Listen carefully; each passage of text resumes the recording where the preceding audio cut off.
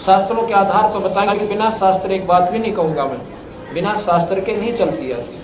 शास्त्र में आपको मिलेगा जब आपका मन कि गुंजाइश को ड्रेस ने पाँ पीटन की, नकाराकरण की गुंजाइश नहीं रहेगी आपको, और नहीं तो यह बात समझ जमान तो बाहर हो नहीं सकती। तो इस प्रकार अब ये अंधेरा हटाया जाता सत्संग से कि और बात तेरा काम नहीं आवे संता शरण लाग रे, और केस हो गफलत में बंदे। अब जाग न जाग, अब जागना ये सब भाई, आप भी आओ बच्चा ले आओ सत्संग में।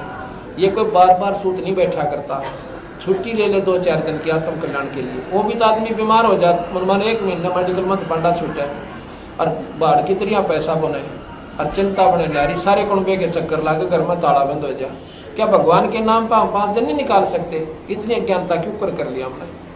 अपना सुने, बच्चा भी साथ लावे और फिर विचार करना 5वें दिन आप मजबूर हो जाओगे इन बातों को सुनकर। हाँ बिल्कुल, अगर ज्ञान है तो यहीं पर है।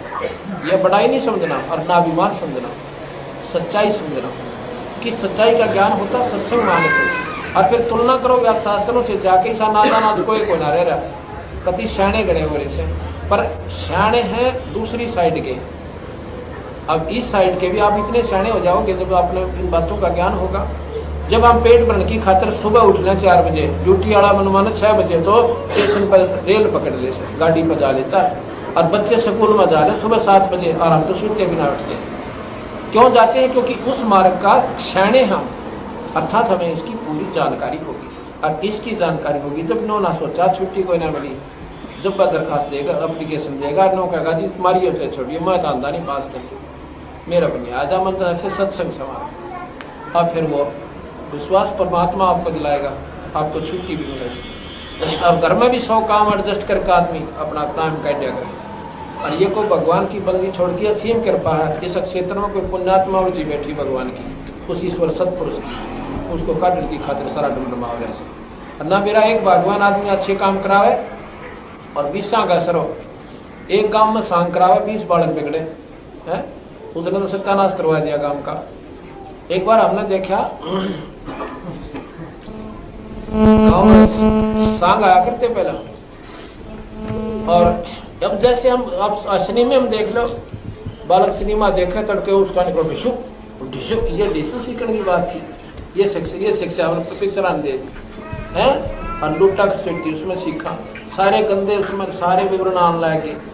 तो ये हमने क्यों कैच करवा दिए? और एक शुभ काम अब इस सत्संग का हो रहा है, इसमें ना रखा परिवार का उद्धार होगा, आप देख लेना।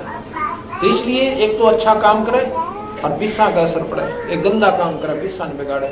एक दारू पीने वाला तेरा क्या न सिखाओगा फिर दारू पीने, और एक शुभ काम पर लगा हुआ प्राणी आपको भी सत्संग में खींच कर आओगा। तुम सुनते लो एक बार आकर के, आप एक बार बैठो हमारे सत्संग में, और भाई सत्संग में आया पुण्यात्मा दिखा दी जा कोई ना, जैसे आग पर हाथ से जान कर और चढ़ जाने उसने आग ने अपना स्वभाव प्रयोग करना ही करना। इसी प्रकार सत्संग आत्म कल्याण का 1 नंबर का मार्ग है। इसमें एक बार जीव आया ना और बेड़ा पार हुआ ना, इसने अपना काम उससे करना है। इसलिए कहते हैं कि उमदा चोला बना अनमोला, ये लगन दाग पे दाग रे, या 2 दिन की गुजरान जगत में क्यों जड़ा बिरानी है।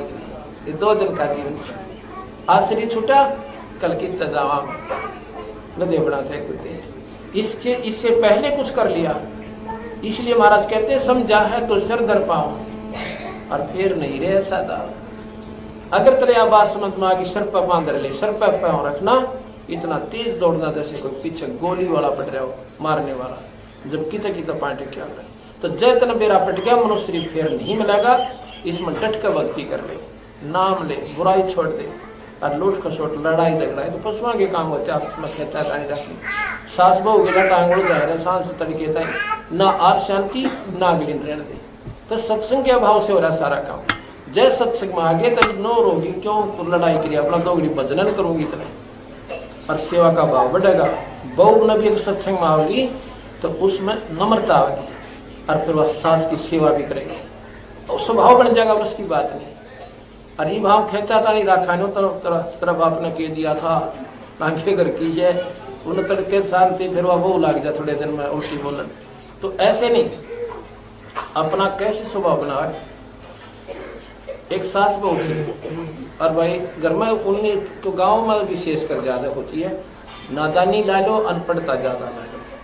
और एक स्वभाव है कि जवान कार बूढ़े का कत्ते मेड़ नहीं खा, कत्ती भी नहीं खावे। अब रह के देख लो, अब जब सास बने है वह इतने वो सारे पिछले अपने भूल रहे जवानी वाले समय को, और इतने वो समय भी 15-20 साल में काफी चेंज हो जाता है, वो व्यवहार बदल जाता है, उस समय के कर्म बदल जाते हैं। जैसे पहला चाकी तो पीसा करती बुढ़िया, अरे बटन दबाओ पीस लेती हैं भाई। अब तो चटनी भी मशीन तो बनने लगी, अब वो नौके बिगड़ गई है तो काम तक रहा को नहीं।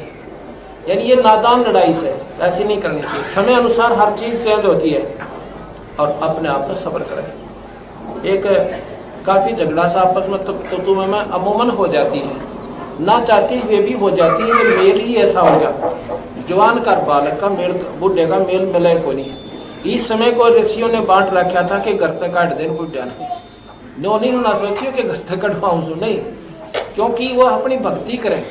उनको वानप्रस्थ कहते थे। वानप्रस्थ क्या होता था, वो उनके बच्चे अपने बच्चों की झोपड़ी गाया करते, वो एक स्थान होता था, सारे वो डेरा करते, उनका रोटी टूके का पूरा प्रबंध वहां दे कर करते। पिताजी आप बदल कर लो, यानी उनकी तो लड़ाई पांडा छूट गया, उनके कर्म बढ़ गए।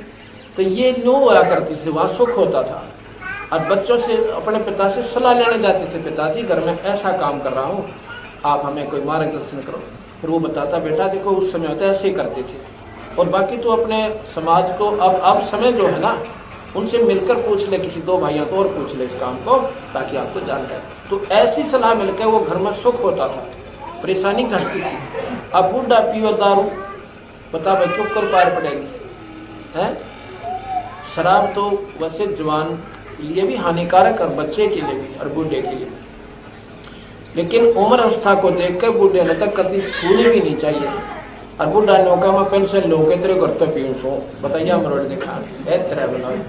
ऐसा बेचारे इतने गिर चुके हमारे कि हम ऊपर ने उठना नहीं जानते, ऊपर न उठे सत्संग मानते। तो एक दिन क्या हुआ, उस बुढ़िया ने नाम ले लिया, पड़ोस में सत्संग होता, और नाम लेकर वह सत्संग सुना। तो बुढ़िया के बात समझ में आ गई, भगवान देखिए तुम्हें खांग लड़ाई हो जा रहा कि वह ना चाहती हुई। एक दिन उसकी बहू जो है छोरे की धार काट के लाई बाल्टी भर कर, और कटड़ू छोड़ दिया। वो कटड़ुआ जब छोड़ा तो छोड़ना भूल गई, मतलब नो थी इतना टांग गया हूँ, और फिर कटड़ू ने छोड़ दूंगी। और वो कटड़ू इतना जोर जोर से तोड़ा न हो रहा, उन्हें सोची कि जेवड़ा तोड़ा अगर चोट खा ले, एक ध्यान तक नजर उसका नहीं, और नो कड़े में टांगन लगी गज में।